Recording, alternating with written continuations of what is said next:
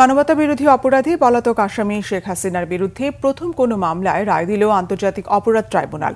বুধবার আদালত অবমাননার মামলায় তাকে 6 মাসের কারাদণ্ড দেয় আদালত। বিচারপতি মোহাম্মদ গোলাম মুর্তুজা মজুমদারের নেতৃত্বে 3 সদস্যের ট্রাইব্যুনাল এই আদেশ দেন। একই মামলায় 2 মাসের কারাদণ্ড দেওয়া হয়েছে আওয়ামী লীগ নেতা আকন্দ বুলবুলকে। রিপোর্ট করছেন নাবিল জাহাঙ্গীর।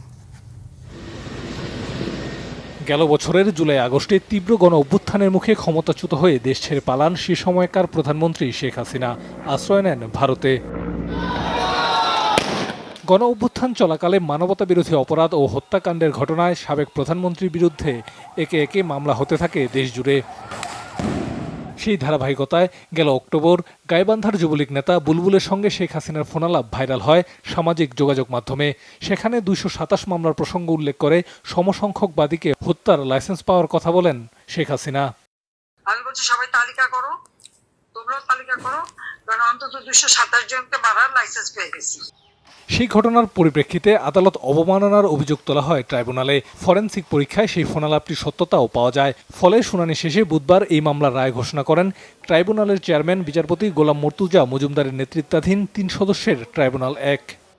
আদালত আজকে সকলের আর্গুমেন্ট শুনে এবং সিআইডির যে ফরেনসিক রিপোর্ট সেটাকে বিশ্লেষণপূর্বক এই সিদ্ধান্তে উপনীত হয়েছেন যে তর্কিত এই কনভারসেশনের মাধ্যমে শেখ হাসিনা বাংলাদেশে তার বিরুদ্ধে দায়েরকৃত মামলার বাদী, সাক্ষী এবং তদন্তকারী কর্মকর্তা সহ যারা এই বিচার প্রক্রিয়ার সাথে জড়িত তাদেরকে হত্যা করা, বাড়িঘর জ্বালিয়ে দেওয়া এবং নানানভাবে তাদেরকে থ্রেটেন করেছেন, যেটা আন্তর্জাতিক অপরাধ ট্রাইব্যুনালের আইন 1973-এর 11-4 ধারা অনুযায়ী এই ট্রাইব্যুনালের বিচারাধীন প্রক্রিয়াকে প্রেজুডিস করার অপরাধ।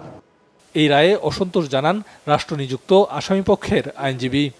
যে সমস্ত ডকুমেন্টস লার্নেড কোর্টের কাছে প্রসিকিউটর পক্ষ মানে ফার্স্ট পার্টি যে সমস্ত দাখিল করেছে সেই সব ডকুমেন্টসগুলি শুধুমাত্র একটি লিখিত কাগজ, যে লিখিত কাগজে যারা যে সমস্ত এক্সপার্টরা স্বাক্ষর করেছেন সেই স্বাক্ষরটাকে যতক্ষণ পর্যন্ত বিজ্ঞ আদালতে এসে এক্সিবিট করা না হয় বা কোর্টকে যতক্ষণ পর্যন্ত বিশ্বস্ত না করা যায় যে এই ডকুমেন্টসগুলি তারাই দিয়েছে ততক্ষণ পর্যন্ত এটাকে আমি দ্বিমত পোষণ করছি।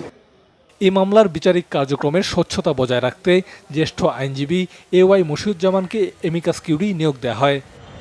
নাবিল জাহাঙ্গীর, বাংলা ভিশন, ঢাকা।